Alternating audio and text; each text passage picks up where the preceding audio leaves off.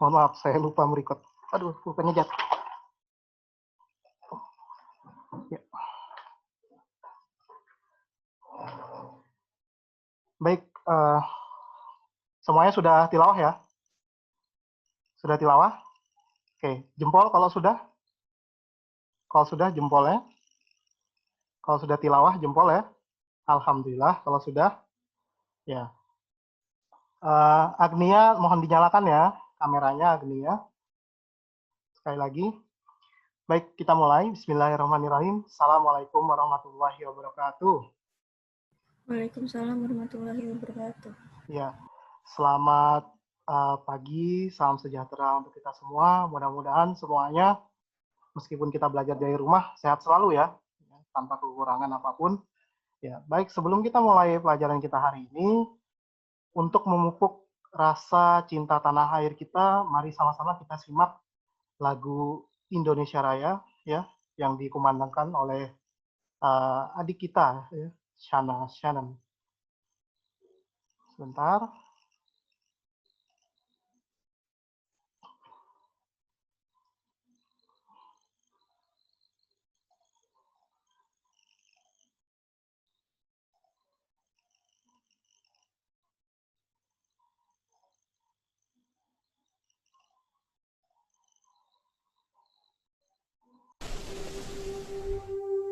Indonesia, tanah airku, tanah tumpah darahku.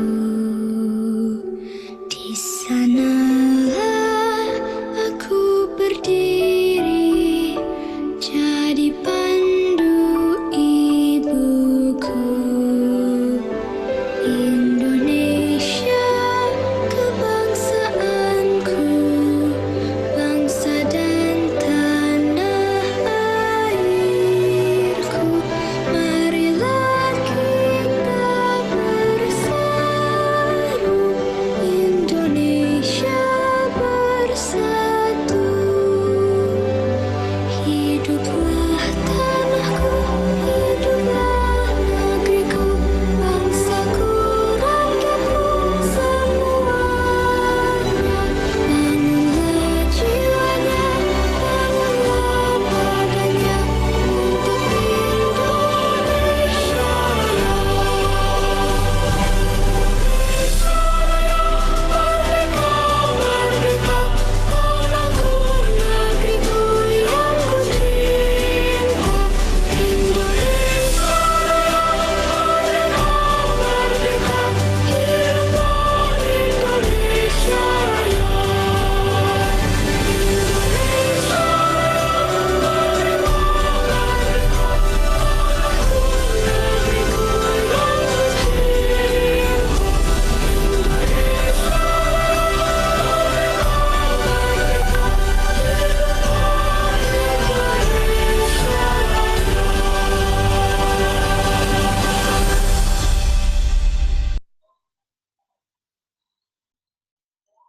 Baik, sebentar dulu, saya exit ininya.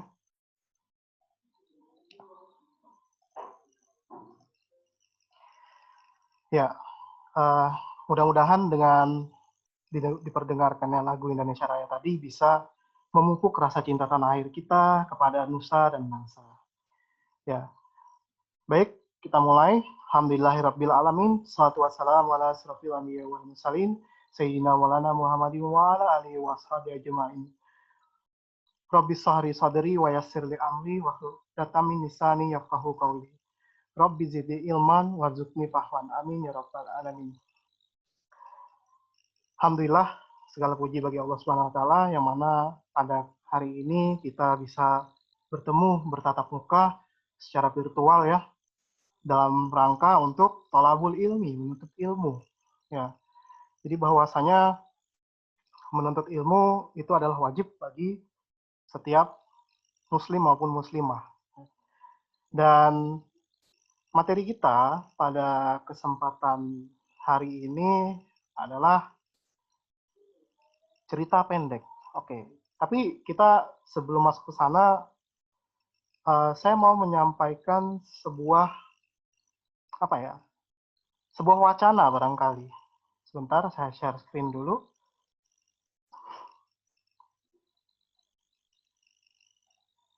Oke. Sudah terlihat? Sudah terlihat ya? Oke. Ya, bisa dibaca ya itu. Ya, ya silakan ketawa dulu. Azab, suka ngegas di sosmed, netizen mati tersedak HP, Masya Allah. Jadi kalau kita ngegas itu maksudnya marah-marah ya, marah-marah di sosmed itu kita nanti meninggalnya menelan HP gitu. Ya sebenarnya enggak, ini meme ya, meme kalau bahasa Indonesia ya, meme gitu. Satire. Ya. Satire untuk mengkritik ya, ya. Untuk mengkritik sinetron Azab ya. Pernah nonton ya sinetron Azab? Pernah nonton? Pernah ngeliat lah, paling nggak tahu, pernah dengar gitu. Ya, pernah ya. Oke. Ya. Jadi ya itu selingan dulu ya sinetron Azab. Yang mau saya sampaikan adalah ada wacana kalau kita itu lebih banyak hidup di dalam drama dan cerita daripada di kehidupan nyata. Nah, sekarang pertanyaannya, kalian percaya nggak kalau kita itu lebih banyak hidup di dunia cerita daripada di kehidupan nyata? Coba, bentar, saya stop dulu. Maaf. Coba, yang percaya bisa kasih jempolnya? Yang percaya? Ya. Oke, Roida. Siapa lagi? Siapa lagi? Selain Roida? Ami? Siapa lagi? Nadia? Ada lagi yang percaya?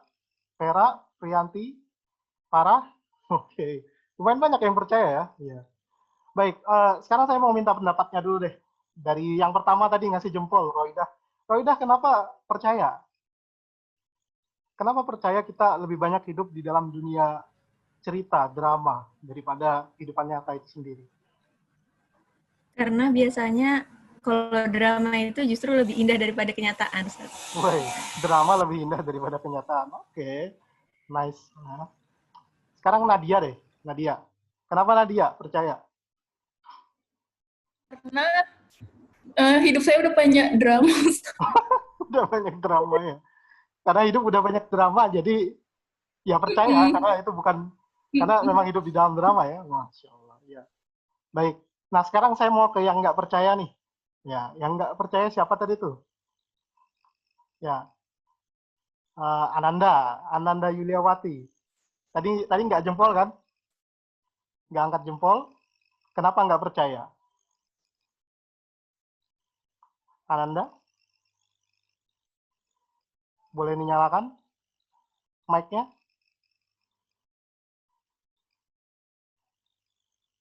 Ananda Yuliawati. Loh, kemana dia? Keluar ya? Keluar, oke. Ya. Yang nggak percaya tadi siapa? Ada yang nggak percaya? Coba. Oke, malah pada malu-malu nih mau menyampaikan nih. Yang nggak percaya? Oke, berarti no comment ya. Baik, kita lanjutkan lagi. Ya, jadi tadi mohon maaf, ini belum saya share screen. Share screen lagi. Mana tadi? Oh ini. Ya, jadi wacananya atau premisnya gitu ya, hipotesisnya lah gitu, hipotesis sementara. Kalau kita itu lebih banyak hidup di dalam drama daripada kenyataan gitu. Nah, itu mau kita coba buktikan hari ini ya. Jadi kita hari ini bakal mencoba untuk mengidentifikasi nilai kehidupan di dalam cerpen dan mendemonstrasikan kehidupan yang ada di dalamnya itu seperti apa nanti ya. Oke, semalam sudah saya kasih ini ya. Sudah saya share cerpen dari Golagong ya. Sudah ya? Sudah dibaca ya? Sudah dibaca? Oke. Nah, nanti akan bersinggungan dengan cerpen tersebut. Tapi sebelum kita menjawab pertanyaan ini tadi membuktikan hipotesis kalau kita itu hidup di dunia drama lebih banyak daripada dunia nyata, saya mau kita sebentar untuk merenungkan ayat Al-Quran surat Al-Baqarah ya, ayat 30 sampai 32 ini. Coba kita sejenak kita baca ya, dan kita renungkan. Dan ingatlah ketika Tuhanmu berfirman kepada malaikat, sesungguhnya aku hendak menjadikan seorang khalifah di bumi. Mereka bertanya tentang hikmat ketetapan Tuhan itu dengan berkata, adakah engkau ya Tuhan kami hendak menjadikan bumi itu orang yang akan membuat bencana dan menumpahkan darah, padahal kami senantiasa bertasbih dengan memujimu dan mensucikanmu. Ya, Tuhan berfirman, sesungguhnya aku mengetahui akan apa yang kamu tidak mengetahuinya. Oke. Kalau kita coba renungkan ya, kalau kita coba renungkan,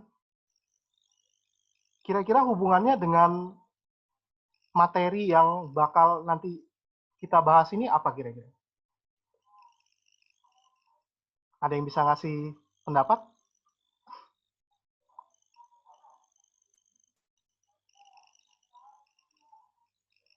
Ya.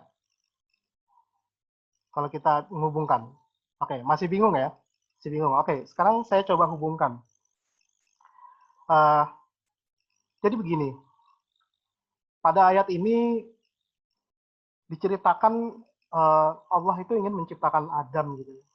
Ya, kita tahu bahwasanya manusia itu adalah makhluk yang selalu ya dan akan terus berbuat kesalahan gitu. Kita ini sebenarnya mengulang-ulangi sejarah gitu. Ya. Bahkan di Al-Quran sendiri itu sudah diceritakan gitu, bahwasanya kita itu sering berbuat dosa, berbuat bencana, dan lain sebagainya. Makanya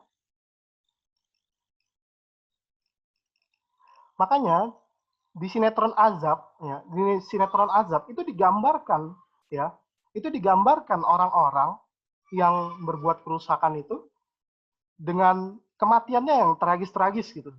Kadang ada sampai yang jenazahnya terlempar dari kerandanya, ada yang jenazahnya sampai masuk ke sumur dan lain sebagainya, nyungsep gitu ya.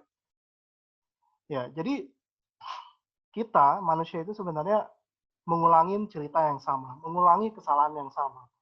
Dan alangkah baiknya kita sebagai manusia kalau kita belajar dari kesalahan sebelumnya itu menjadi lebih baik lagi, menjadi lebih menjadi lebih ya tentunya lebih manusia dari yang seharusnya gitu. Ya, baik. Selanjutnya selanjutnya saya ingin menerangkan sedikit ya sebelum kita masuk ke pembahasan diskusi kita yang rencananya akan kita lakukan hari ini tentang cerpen itu sendiri ya. Materi kita kan cerpen ya. Jadi cerita pendek ini kalau kalian buka di buku paket kalian, Cerdas Berbahasa Indonesia kelas 11, itu ada di halaman 97-98, materinya saya ambil dari sana juga. Ya. Jadi ciri-ciri cerpen itu dia habis dibaca sekitar 10 menit aja. 10 menit itu 10-15 menit lah, paling lama. Kalau lebih daripada itu, berarti bukan kategori cerpen. Ya. Dan katanya, jumlah katanya itu 500 sampai 5.000 kata. Kemudian, ciri cerpen yang lainnya adalah dia sederhana dan terbatas. Ya, terbatas. Apanya yang sederhana dan terbatas? Ya, yang sederhana dan terbatas itu adalah strukturnya, ya, temanya, tokoh dan latarnya juga terbatas. Semuanya serba minimalis. Tidak seperti novel. Ya, kalau novel itu dia kompleks, ya. Dia punya kerangka utuh, punya outline yang detail sehingga pembaca itu sambung menyambung gitu untuk menyelesaikannya. Tidak sekali duduk. Baik, untuk struktur sendiri dari cerpen itu strukturnya ada 3 ya. Penanjakan, konflik, kemudian peleraian. Udah, selesai dari situ. Jadi dia udah langsung masuk ke dalam masalah, ya, kemudian masuk ke dalam konfliknya langsung, dan langsung kepada endingnya, langsung ke dalam peleraian. Bahkan ada beberapa cerpen itu yang peleraiannya terkesan menggantung gitu, ya. Dia tidak selesai langsung di sana. Kemudian dalam tema, nah, dalam temanya itu dia tidak beragam. Dia hanya fokus menuju masalah tertentu.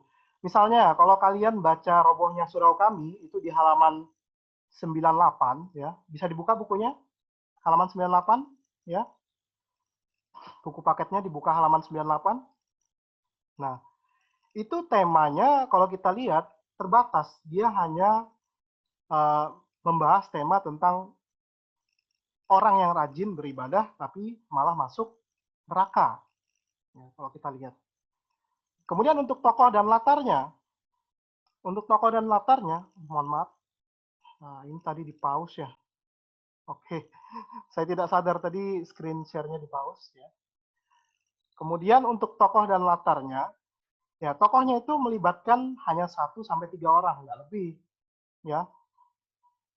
Terbatas dia tokohnya. Kalau kita lihat di Robohnya Surau Kami, di cerpennya itu, ya, di kutipannya ya, tokohnya itu hanya ada Haji Saleh dan teman-temannya malahan. Tidak digambarkan teman-temannya itu siapa namanya. Tidak ada. Kemudian latarnya juga terbatas, ya, 1 sampai 2 tempat saja. Ya, kalau kita lihat di cerita Robohnya Surau Kami juga itu latarnya cuma di neraka, ya. Ya, ceritanya lagi di neraka itu. Kalau kalian baca setelah ini ya. Ya, jadi seperti itu ya. Ya, kalau ada yang mau nanya, langsung dibuka aja mic-nya ya. Langsung dibuka aja mic-nya. Jadi langsung disela aja, nanti saya coba ini jawab. Oke, jadi seperti itu ya. Ciri dari cerpen ini sekilas saja dulu. Nah, sekarang kita coba ke cerpen Robohnya Surau Kami itu sendiri. Nah, ya, coba sekarang saya kasih waktu sekitar 3 sampai 5 menit. Kalian baca dulu itu cerpennya ya. Saya kasih waktu sekitar 3 sampai 5 menit. Silakan dibaca cerpennya, itu ada di halaman 97. Itu cuplikannya aja kok, nggak banyak.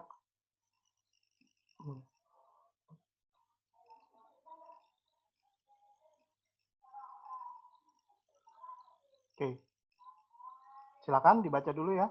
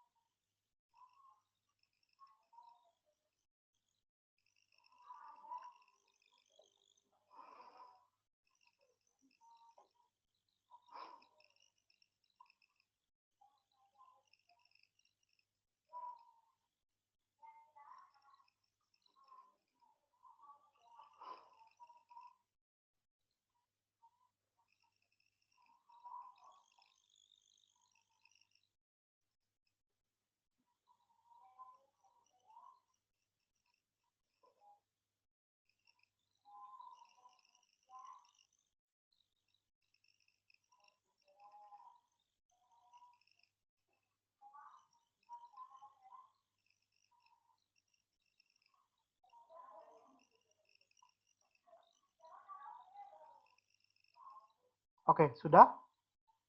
Sudah dibaca ya? Oke, sudah dibaca. Baik, sekarang kita kembali lagi sebentar.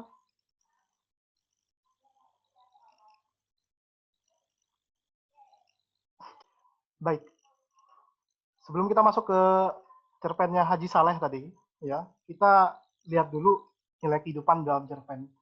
Jadi setiap cerita, ya, mau itu cerpen, mau itu novel, itu punya nilai tertentu ya, atau nilai kehidupan di dalamnya, ya. Nah, nilai kehidupan ini tidak terlepas dari eh, apa nilai agama, nilai budaya, nilai sosial, dan nilai moral.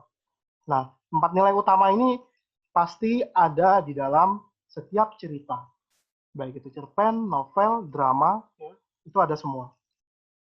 Ya, yang pertama nilai agama. Nah, nilai agama di sini adalah nilai yang berkaitan dengan perilaku benar dan salah dalam menjalankan aturan-aturan agama atau aturan-aturan dari Sang Pencipta.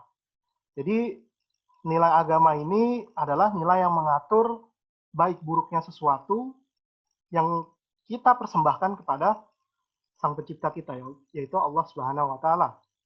Kemudian nilai budaya. Nah, nilai budaya ini adalah nilai yang berkaitan dengan pemikiran, kebiasaan, dan hasil karya cipta manusia. Ya. Jadi nilai budaya ini adalah nilai-nilai kebiasaan yang sering kita lakukan. Contohnya kalau apa di Jawa maupun di Kutai ya, itu punya yang namanya pamalinya masing-masing gitu. Ya. Kalau di Kutai gitu misalnya pamali nggak boleh motong kuku malam hari gitu. Nah, itu nggak boleh. Itu kebiasaan namanya, adat, kebudayaan. Ya, atau kalau yang dari segi festival pertunjukan di Kutai itu ada yang namanya Erau. Ya. Ada yang pernah menyaksikan Erau kan? Semuanya pernah menyaksikan ya? Ya. Ya, kalau tahun ini nggak ada kayaknya karena pandemi. Jadi beberapa tahun yang lalu itu sering diadakan festival Erau itu. Nah, kemudian nilai sosial. Nilai sosial di sini berkaitan dengan nilai tata laku hubungan antar manusia. Jadi gimana kita memperlakukan manusia lainnya. Ya. Jadi kalau dalam hadis Rasulullah itu ya khairun nas anfa'uhum linnas. Ya, manusia itu adalah orang yang memanusiakan manusia. Jadi nilai sosial adalah hubungan antar manusia. Nah, sedangkan nilai moral itu adalah perbuatan baik dan buruk yang menjadi dasar kehidupan manusia dan masyarakat. Ya. Jadi misalnya kalau siang hari di depan umum, di depan publik, itu ada orang itu mabuk-mabukan, kira-kira itu elok nggak dipandangnya? Enggak kan? Nah, itu yang dimaksud dengan nilai moral. Ya, nilai moral. Jadi nilai kebaikan-kebaikan yang tumbuh di dalam masyarakat gitu. Atau kalau di sekolah kita itu kan sekolah yang bebas asap rokok gitu. Ya, bebas asap rokok. Nah, kalau ada orang yang ngerokok, elok nggak kelihatannya? Ya, tidak kan? Jadi seperti itu ya, nilai moral. Nah, sekarang pertanyaannya, ya, saya mau tanya nih ke kalian yang tentang robohnya surau kami tadi. Tadi kan sudah baca ya. Nah, kira-kira nilai agamanya yang bisa kita petik dari cuplikan cerpen tersebut apa sih? Coba, siapa yang kira-kira bisa memberikan pendapatnya? Langsung saja nih nyalakan mic-nya.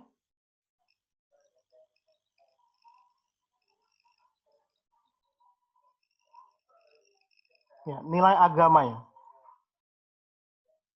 Ada yang bisa menunjukkan?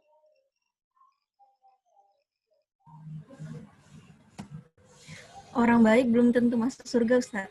Oke, orang baik belum tentu masuk surga ya. Ya, itu nilai agama yang bisa kita dapat. Satu, terima kasih Roida. Ada lagi nilai agama yang lain kira-kira?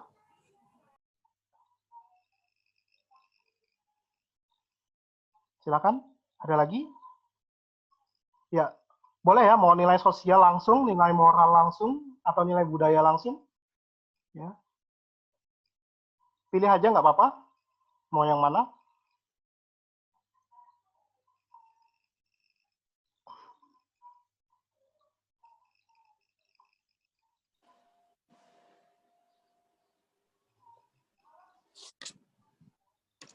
Ya, Rifana? Terkadang kebaikan yang kita lakukan belum tentu itu ternilai baik atau bernilai pahala.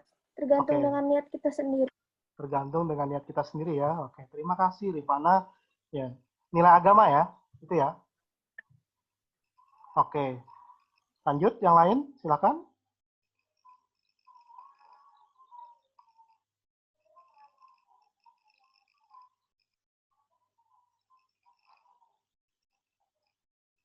Nilai budaya belum, nilai moral belum, nilai sosial juga belum.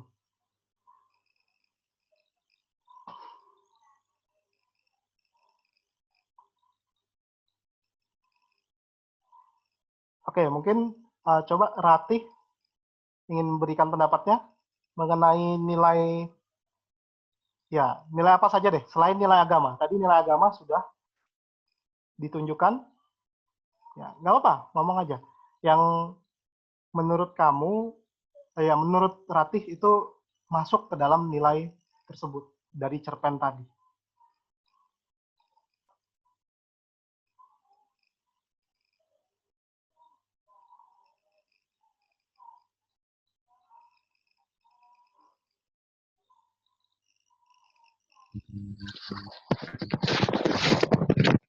Ya,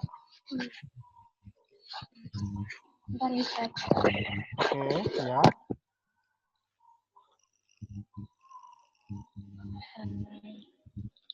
Ketaatan kita belum tentu bisa membawa kita terhindar dari neraka. Oke, sama ya. Berarti dengan Rifana tadi, Roidah ya tadi ya. Terima kasih Rati atas pendapatnya. Oke, lanjut. Nilai sosial kira-kira ada yang bisa menunjukkan? Oke, Vera. Orang beramai-ramai mendemo sesuatu yang mereka tidak ketahui kecuali Tuhan. Oke, itu nilai Sosial. nilai sosial ya. Mereka berkumpul gitu ya, berkumpul bersama mengajukan aspirasinya. Oke, terima kasih. Baik, ada lagi yang mau menyampaikan?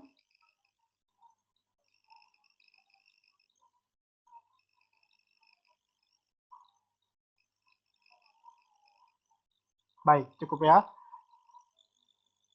Ya, jadi kalau kita lihat dari cerpen tadi, sebenarnya semua nilainya ada ya. Nah, ini dia. Ya, jadi yang pertama tadi tepat sekali ya, nilai agama. Kalau ketaatan dalam ibadah atau ritual agama itu ya bukan jaminan untuk masuk ke surga gitu. Nah, kemudian nilai budaya, ada nilai budaya di sana kalau kita cek. Misalnya dari nama Haji Saleh. Ya, merupakan gelar bagi orang Indonesia yang telah selesai berhaji. Nah, haji ini cuma digunakan di Indonesia. Kalau di luar itu nggak ada. Ya, nggak dipakai itu gelarnya. Cuma di Indonesia dipakai H sama HJ, hajah, kalau yang perempuan. Kemudian nilai sosial. Nah, di sini ada nilai sosial yang tadi sudah disebutkan juga nilai sosial dari Vera. Kalau mereka berkumpul berdemonstrasi dengan satu aspirasi. Oke, itu juga salah satunya. Tapi ada juga di sana nilai sosial yang dimana ditunjukkan bahwasanya Haji Saleh itu beserta teman-temannya yang lain yang rajin beribadah itu adalah manusia yang kurang rasa pedulinya gitu. Ya. Kenapa? Mereka hanya peduli ibadah mereka, sholat mereka saja, puasa mereka saja, tapi nggak peduli dengan manusia lainnya. Nah, permisi Pak Justi. Ya, mohon maaf Pak. Pak Gusti, mohon untuk 2 menit jenengan melakukan penutupan pembelajaran, Pak. Oh iya, baik, terima kasih. Oke, iya. Ya. Jadi action melakukan penutupan pembelajaran, Pak. Oke, iya, baik Pak.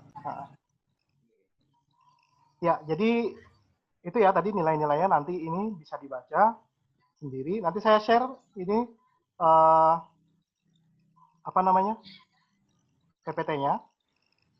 Dan ya sebenarnya kita ada diskusi ya karena ini action untuk penutupan pembelajaran. Ya, jadi sebenarnya benar bahwasanya kita itu hidup lebih banyak di dunia cerita atau drama daripada kehidupan nyata kita sendiri gitu. Kita ini sebenarnya mengulang-ulang kejadian-kejadian yang sudah berlalu sebelumnya, bahkan sudah diceritakan sebelumnya. Maka dari itu kita sebagai manusia harusnya belajar dari kesalahan dan tidak mengulanginya lagi di kemudian hari. Ya, baik, mungkin untuk hari ini sebagai kegiatan buka cukup dulu sampai di sana. Nanti pekan depan kita akan lanjutkan untuk diskusinya ya. Ya, mungkin kita akan pakai Zoom lagi pekan depan. Dan sebelum kita akhiri, marilah kita sama-sama menutup kegiatan pembelajaran kita hari ini dengan membaca doa kifaratul majelis dan hamdalah. Subhanakallahumma wa bihamdika.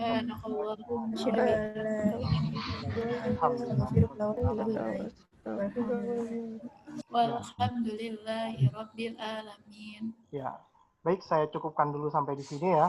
Terima kasih atas partisipasinya semuanya. Sampai jumpa pekan depan. Sekian dari saya. Assalamualaikum warahmatullahi wabarakatuh. Waalaikumsalam warahmatullahi wabarakatuh. Terima kasih Pak Gusti kepada anak-anakku yang cantik-cantik, yang leha semuanya. Terima kasih atas partisipasinya dan selamat berjuang untuk masa depan kalian yang cerah. Semoga kalian nanti menjadi generasi Islam yang bisa diandalkan oleh bangsa Indonesia, bisa menjadi kebanggaan orang tua kalian, dan insya Allah sukses dunia dan sukses akhirat. Amin ya rabbal alamin. Dan mohon maaf apabila dalam pemantauan ini agak mengganggu Bapak Gusti dan anak-anakku yang cantik-cantik semua. Assalamualaikum warahmatullahi wabarakatuh. Waalaikumsalam warahmatullahi wabarakatuh. Waalaikumsalam warahmatullahi wabarakatuh. Ya. Baik,